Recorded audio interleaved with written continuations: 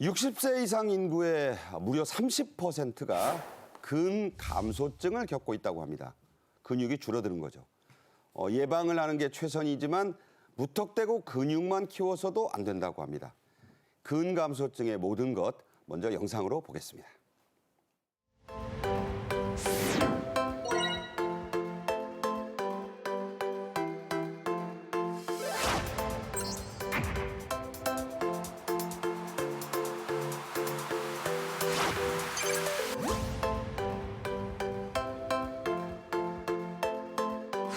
많이 걷고 싶어도 이제 또 많이 통증 때문에 못 하셨는데 충분히 이 로봇을 착용하고 이제 걸으면 큰 도움이 될 거고.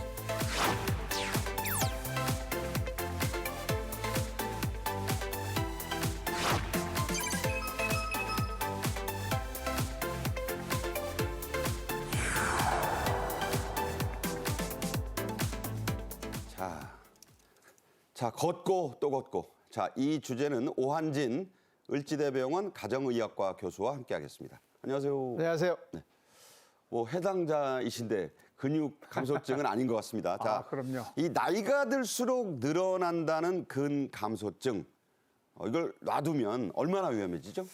근육이 줄어든 거잖아요. 그러니까 근육이 하는 일을 잘 못하게 돼요. 근육은 우리 몸을 움직이는 일을 하잖아요. 그러니까 몸의 움직임이 제대로 잘 안 됩니다. 그러다 보니까 어떤 문제점이 생기느냐, 넘어질 가능성이 높아져요. 넘어진다. 네.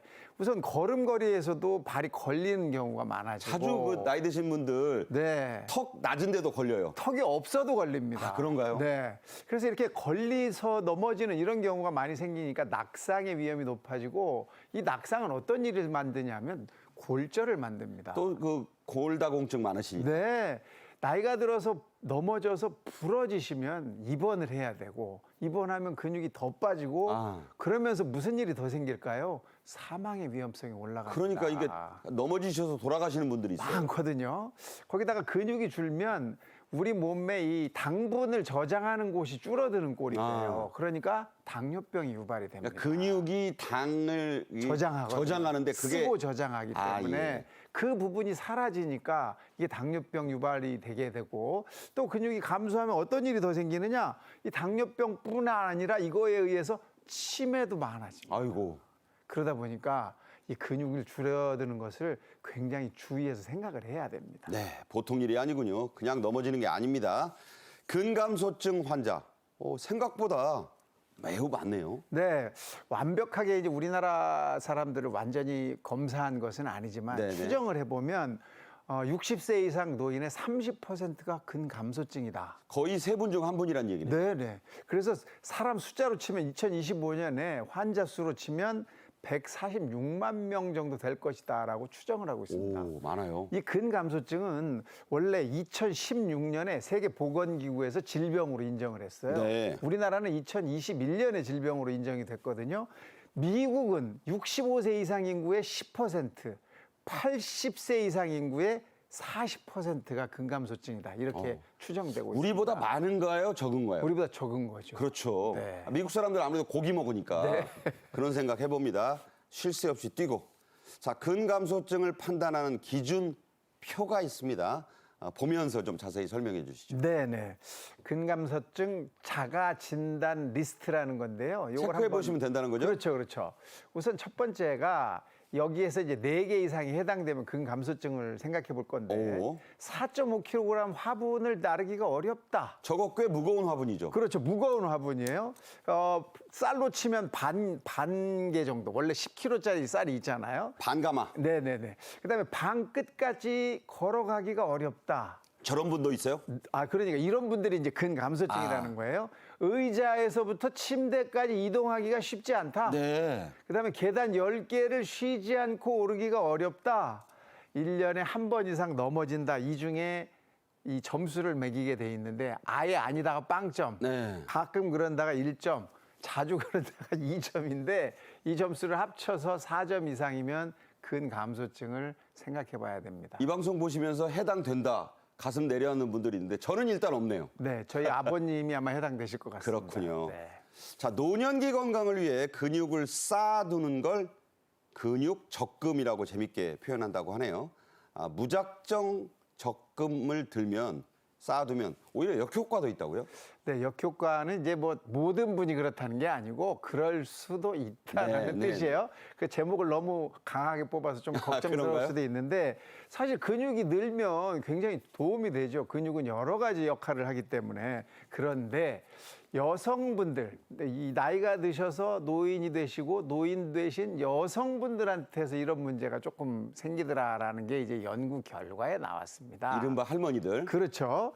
70세에서 84세까지 노인의 근육량과 심혈관 질환의 발병률에 대해서 확인을 해봤더니 네. 남성은 근육이 늘어나면 심혈관 질환이 감소하는 효과가 오. 확실히 나타났어요. 그렇군요. 그런데 여성은 근육이 는다고 그래서 무조건 심혈관 질환이 감소하는 것은 아니더라, 이런 결과가 나왔습니다. 그러니까 여성분들 근육 키우는 거 도움이 안 될 수도 있다. 그렇죠. 너무 근육만 키우면 안 되고 근육의 질이 좋아져야 된다, 이런 이제 결과가 나왔는데, 그래서 여성분들은 근력 운동만 세게 하는 것보다는 유산소 운동이 충분히 있는 그런 운동을 통해서 근육 질을 높이는 게 도움이 되겠다라고 확인이 됐습니다. 자, 그 얘기를 좀 해볼게요. 성별로 근육 적금 붙는 방법 달리 해야겠네요. 그렇죠, 그렇죠. 남자들은 근육량을 늘려서 배 둘레를 줄이고 우리 온 몸에 있는 근육의 양이 늘어나면, 근력이 늘어나면 심혈관 질환이 감소합니다. 그러니까 남자는 무조건 근육 키워라. 그렇죠. 크기를. 무조건 해야 돼요. 배 줄이고.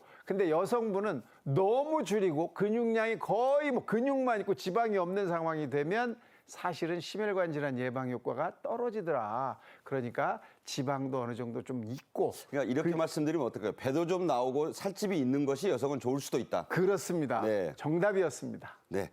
그거 고민하는 분들이 많아요. 네, 배만 들어가기를 원하시는 예, 분이 배만 많죠. 줄이려고 그러고 네. 살찐다고 고민하고 해서 저도 집안에 있습니다만. 약간 살집이 좋다, 이런 예, 얘기입니다. 예, 약간 살쪄 보이는 게 좋다.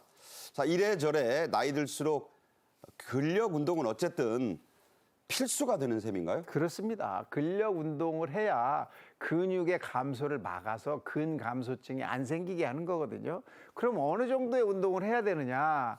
일주일에 한 3회 정도 근력 운동을 한 30분 정도 하고 그 뒤에 유산소 운동을 조금 더 붙여서 하면 이 정도 운동하면 근감소증을 충분히 예방할 수 있다, 이런 이야기입니다. 그러니까 이제 혹시 이게 피트니스 헬스 가서 네네. 이 뛰는 그 데서 한 30분 뛰시고 네. 걷거나 네. 그리고 이거 좀 잡아당기고 그렇게 세트 운동하면 되나요? 그거보다 반대로 해라는 거죠. 거꾸로. 근력을 한 30분 하고 가자마자 뛰는 분이 있어요. 네네네. 그러지 뛰기만 말고. 하시지 말고 근력을 먼저 한 30분 하고 걷기, 트레드밀 뭐 이런 거를 하는 것은 그거보다 30분보다 좀 줄여서 한 15분 정도 하는 것이 노인들한테서는 훨씬 더 도움되는 운동이 된다, 이런 먼저 말씀입니다. 가서 당기고 들고 하신 뒤에 네. 마무리로 하셔라. 그렇습니다. 좋은 얘기입니다. 근력 운동이 잠 못 자는 분들에게도 도움이 된다. 한마디로 이 불면증 해소에 근력 운동이 도움이 된다. 저는 처음 듣는 얘기입니다. 네. 근데 이게 정말 확실하게 근력 운동이 불면증에 도움이 되는 것으로 연구 결과가 나왔습니다. 그렇군요. 네. 태국의 마히돌 대학에서 불면증 노인 2,000명을 대상으로 임상 연구한 24건의 임상 연구를 다 추려가지고 메타 분석이라는 걸 했습니다. 예. 그렇게 했더니 운동을 할수록 불면증이 좋아지더라, 이거예요. 그럼 잠이 잘 온다. 네. 그런데 어떤 운동이 가장 좋으냐? 우선 팔굽혀펴기 같은 진짜 근육만 키우는 운동을 했을 때 가장 잠자는 것이 훨씬 좋아졌고요. 그러니까 침대 옆에서 푸시업 하는 거 맞네요. 좋습니다. 그게 아주 좋고요. 두 번째로 이제 뭐 유산소 운동이라고 우리가 알려져 있는 자전거 타기, 수영 이런 운동을 했을 때가 그 다음으로 수면이 좋아졌습니다. 푸시업 하는 게 낫다는 거네요. 훨씬 낫다 이거예요. 네. 그리고 마지막으로는 이런 것들을 복합적으로 하루는 이거 했다, 하루는 저거 했다, 이런 경우에 이제 조금 더 좋아지더라는데, 따지고 보면 근육량이 늘어날수록 수면이 좋아지더라는 게 확인이 된 거예요. 어쨌든. 그러니까 푸시업 정말 좋고 뭐 스쿼트 좋습니다. 이런 운동을 통해서 근력을 늘리는 것이 잠자는 데 도움이 되겠습니다. 자기 전에 팔굽혀펴기 하고 네. 또 이 스쿼트, 예. 오리 걸음 같은 거, 네. 쪼그레뜨리기 아주 좋습니다. 그런 거 하라. 네, 저도 알겠습니다. 자, 근육을 지키는 비교적 간단한 운동이 있다는데 저도 좀 알고 싶네요. 네, 이거 그림으로 보면서 제가 이제 설명을 좀 드리려고 하는데요. 세 가지 운동이 중요합니다. 우선은 첫 번째는 장요근을 우선 좋게 하는 운동이 필요한데 장요근. 이 장요근은 척추에서부터 골반을 거쳐서 넓적다리까지 붙어 있는 근육이에요. 발을 들어서 올리네요. 그렇죠. 발을 들어 올리고 손으로 발목을 타치하는 겁니다. 네. 그러니 이거를 한 번만 해서는 안 되겠죠. 적어도 한 5번씩 뭐 몇 세트를 한다든지 이런 식으로 양발을 해주시는 게 도움이 되겠고. 그다음에 대퇴사두근. 네, 대퇴사두근은 일어나서 걸어갈 때 발을 들어 올리는 운동을 할 때 쓰는 저 근육인데 스모 선수 자세 같은데요. 저거는 와이드 스쿼트라고 그래서 예. 발을 쩍 벌리고 쩍벌 스쿼트라고도 하죠. 발을 벌리고 그냥 앉는 겁니다. 앉았다가 그다음에는 공을 들고 일어서는 것 같은 운동이죠. 하퇴 삼두근은 네. 저거 발 뒤꿈치만 들었다 내렸다 하는 건가요? 네, 우리가 쉽게 말하면 까치발 운동이라고 하는 거죠. 그래서 그 까치발 운동을 하면 발 뒤에 있는 이 근육의 강화를 통해서 혈액 순환에도 도움이 되고 근력 강화에도 도움이 되고 그래서 근육을 지키는 운동이라고 설명할 수가 있겠습니다. 네, 스쿼트도 좋다. 자, 이렇게 겉 근육만이 아니라 속 근육도 키워야 한다. 겉 근육, 속 근육. 이게 뭔가요? 속 근육이라고 하는 것은 코어 근육이라고 하죠. 이 몸 안에 있는 거. 맞습니다. 허리를 중심으로 한 그 코어 근육, 허리와 골반에 있는 코어 근육을 말하는데 이 근육이 시원찮으면 겉 근육이 있어도 운동을 할 때 과부하가 걸려서 통증을 유발하거나 또는 인대 손상을 통해서 관절염을 유발할 수가 있습니다. 그러니까 이 반드시 속 근육을 좀 챙기는 게 굉장히 중요한데 이 속 근육 챙기기가 참 쉽지가 않은 거예요. 그럴 것 같아요. 네. 그래서 속 근육을 챙기는 방법 세 가지를 저희가 또 준비를 했습니다. 한번 보시죠. 네, 속 근육을 강화하는 법 네. 저희가 우선은- 그림으로 준비를 예. 했는데 네. 자, 이 코어 말씀은 많이 하는데 이게 꼭 이제 전문가의 도움을 받는 것만은 아니다. 될 수 그럼요. 있다. 혼자 할 수 있습니다. 우선 하체 운동을 보시면 한쪽 다리를 뒤로 들고 앞으로 나란히를 합니다. 앞으로 들고 그다음에 상체를 굽혀서 손이 발끝까지 닿게 천천히 내려가는 거예요. 앞으로 쓰러지지 않게. 넘어지면 안 되는 거죠. 큰일 나죠. 그리고 네. 빨리 하면 소용이 없습니다. 천천히 해야 속 근육이 강화됩니다. 앞으로 천천히 내려가라. 네, 천천히 내려갔다가 다시 올라왔다가 또 다시 내려가는 거죠. 이게 하체 속 근육을 키우는 방법이고요. 그 다음으로는 몸통 근육을 키우는 방법이에요. 몸통 벽이- 속 근육이죠. 벽이 있어야 되네요. 벽이 있어도 되고 없어도 됩니다. 그래요? 사실은 어. 벽이 없으면 더 세게 근육을 키울 수가 있어요. 그러니까 허공에 서서 이렇게 하는 그렇죠, 거. 그렇죠. 예. 근데 이제 좀 그게 힘든 경우에는 저렇게 벽을 등에 대고 무릎을 굽히는데 한쪽 다리를 들어야 돼요. 그러고선 저거 예. 어느 방송에서 하던데 10초 버티기 쉽지 않다고. 쉽지 않죠. 네. 사실은 두 다리를 다 내리고도 쉽지 않아요. 그러니까 저 벽 없을 때. 네, 당연히 어렵죠. 그런데 저렇게 등을 대고 10초에서 15초씩 버티는 것을 여러 번 하면 상당한 몸통 근육이 만들어집니다. 요거는 벽이 있어야겠네요. 네, 이 상체 운동은 넘어질 수 있어서 벽이 반드시 있어야 되는데 벽에 대는 게 아니에요. 벽까지 갔다 돌아오는 거죠. 네. 벽에 대면 이게 사실 의미가 없죠. 그러니까. 그래서 벽에 가까이 갔다가 벽을 대고 잠깐 짚고 다시 돌아오는 거죠. 이런 운동을 통해서 코어 근육을 키워서 앞으로 근육이 감소하는 근감소증을 예방할 수 있다 이겁니다. 자, 이른바 생존 근육이라는 것도 있다고 합니다. 이걸 단련하는 게 중요하다고 하는데, 자, 생존 근육. 오늘 못 들어본 근육이 많네요. 네, 생존 근육이라는 것은 이제 연세가 좀 많이 드셨을 때 이 생존을 위해서 내가 움직여야 되지 한 않습니까? 7, 80대 됐을 때 그렇죠. 인가요? 80대 이상이신 분들은 뭐 음식을 하러 갈 때도 그렇고 물을 뜨러 갈 때도 그렇고 필요한 근육이 그걸 생존 근육이라고 하는데 최소한의 생존을 위한. 그렇습니다. 그래서 이걸 위해서는 이런 운동은 좀 해라라는 거예요. 우선 의자에서 일어났다 앉았다 하는 운동을 계속 하셔야 됩니다. 두 번째로는 주 2, 3회 이 근력 운동을 좀 잘 열심히 하셔서 나이 필요합니다. 많이 드신 분들 저기 쉽지 않을 것 같긴 해요. 네, 하지만 생존을 위해서는 반드시 하셔야 되는 거죠. 네. 중요합니다. 의자에서 앉았다 일어났다.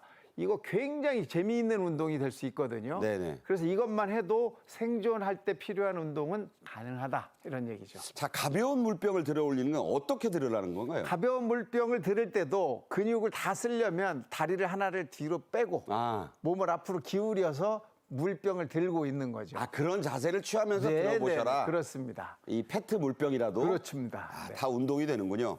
자, 이제 음식 얘기를 좀 하겠습니다. 근성장에 도움이 되는 음식들 뭔가요? 우선은 뭐 단백질이죠. 역시. 네.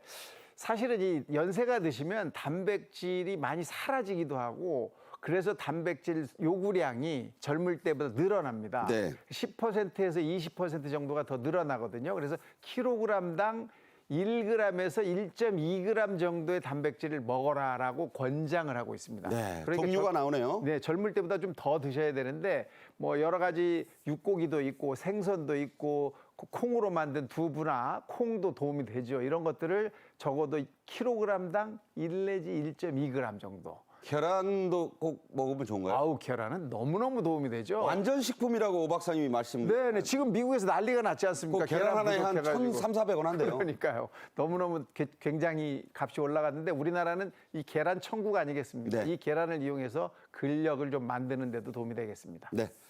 자, 비타민 여러 가지가 있는데 이 중에서 비타민 D가 또 근육에 중요하다고 합니다. 자, 꼭 약으로만 먹어야 되나요? 그렇지는 않죠. 사실은 이제 비타민 D는 햇볕을 받은 피부에서부터 만들어져서 이게 콩팥을 통하고 간을 통하면서 활성화된 비타민 D로 바뀌는 건데 요즘에 이 현대인들은 햇볕을 보지 않습니다. 옷을 다 입고 다니고 그리고 뭐 또 이 무슨 마스크 쓰고 막 얼굴 가리잖아요. 네, 마스크도 쓰고 또 여성분들의 화장품에는 이미 선크림이 다 들어 있습니다. 햇볕을 차단하죠. 예, 그 성분이 다 들어 있고 그다음에 시골에서 일하시는 분들도 햇볕이 나쁘다라는 걸 너무 잘 아셔서 다 뒤집어 쓰세요. 그래서 햇볕이 우리 몸에 피부에 닿는 이런 시간이 거의 없습니다. 비타민 D 결핍이 우리나라에 저렇게 많아요? 네네.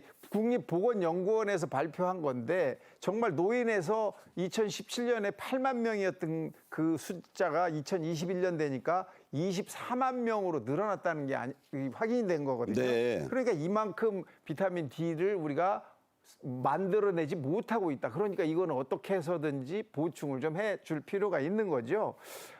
노인 노쇠 코호트 연구에서도 70세 이상 노인 인구의 21% 정도만 비타민 D가 정상으로 나타났고 그럼 한 80%는 아니다. 모자라죠. 모자라다. 근데 그 모자란 게 부족과 결핍으로 나누는데 결핍은 굉장히 많이 모자란 거거든요. 그러니까요. 그 결핍 인구가 41%나 되는 거로 나왔어요. 10명 중에 4명. 4명이죠. 네. 그러니까 이 부분은 확인을 받으셔서 한 번쯤 의사 선생님과 상의하실 필요가 있습니다. 먼저 햇볕 쐬시는 운동을 좀 하시고 네. 두 번째는 안 되면 그러니까 의사 선생님과 상의를 해보실 선생님한테서 필요 있는데 약을 좀 처방 받아라. 근데 햇볕도요 밖에 그냥 나가셔야 돼요. 유리창만 통해도 비타민 D를 못 만듭니다. 직사광선을 좀 쐬라. 그렇습니다. 네.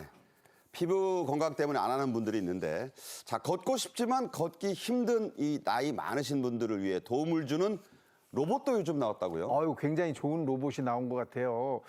위 로보틱스라는 데에서 윈이라는 로봇을 만들었는데 이것은 허리와 허벅지에 이렇게 부착을 해서 차는 거예요. 이걸 차면 저런 거네요. 네네네 평지에서 에너지 손실을 20%나 줄여준다. 그러니까 저게 로봇이라는 거네요. 그렇죠. 굉장히 간단한 로봇인 거예요. 근데 저 허리에다 차고 그다음에 이 허벅지에다 차면 움직이는 것을 작은 힘으로도 움직일 수 있게 만들어 준다는 거거든요. 저는 저게 무슨 벨트인 줄 알았어요. 네. 그래서 20kg의 이 무게를 12kg 정도를 줄여서 8kg 정도로밖에 느끼지 못하게 해준다는 겁니다. 네.